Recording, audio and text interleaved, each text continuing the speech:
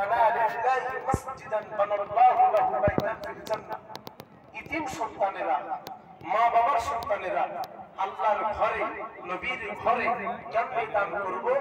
আপনার দানটা আল্লাহ রাব্বুল আলামিন কবুল করবেন, এর মধ্যে কোনো সন্দেহ নাই।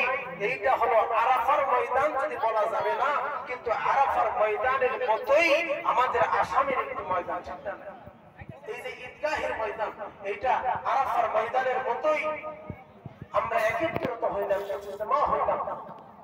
যদি আরাফার ময়দানের মতো সওয়াব পাওয়া যাবে না, কিন্তু এই জায়গা থেকে যে বান্দাটা আল্লাহ রাব্বুল আলামিনের দরবারে মনটা নরম করে আল্লাহর দরবারে রুজু হইয়া যাবে, বিশ্বনবী সাল্লাল্লাহু আলাইহি ওয়াসাল্লাম বললেন, ওই বান্দাটা, যেই বান্দাটা পৃথিবীকে ক্ষণস্থায়ী মনোভাব করে, আখিরাতকে চিরস্থায়ী মনোভাব করে, ওই বান্দাটা আল্লাহর দরবারে সম্মানিত হইয়া রাদিয়াল্লাহু আনহু, আল্লাহ তার প্রতি রাজি হইয়া জান্নাতের আটটি দরওয়াজা খুলে দিবে তার জন্য। সুবহান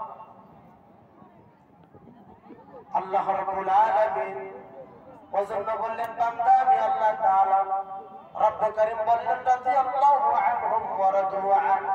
তোমরা যদি আমি আল্লাহ থেকে যদি তোমরা রাজি হও, আমি আল্লাহ থেকে যদি তোমরা রাজি হও, আমি আল্লাহ তোমাদের প্রতি রাজি হইয়া যাব। আর আমি যদি তোমাদের প্রতি রাজি হইয়া যাই, আমার আটটা জান্নাতের দরওয়াজা, জান্নাতের আটটা দরওয়াজা তোমার জন্য খোলা হইয়া যাবে। মদিনার তাজদারে মদিনা মুহাম্মদ রাসূলুল্লাহ সাল্লাল্লাহু আলাইহি ওয়াসাল্লাম বলেন, বিশ্ব হাসরের ময়দান প্রতিষ্ঠা হইয়া যাবে। পৃথিবীর এই জমিনের মধ্যে একটা কিয়ামত প্রতিষ্ঠিত হবে।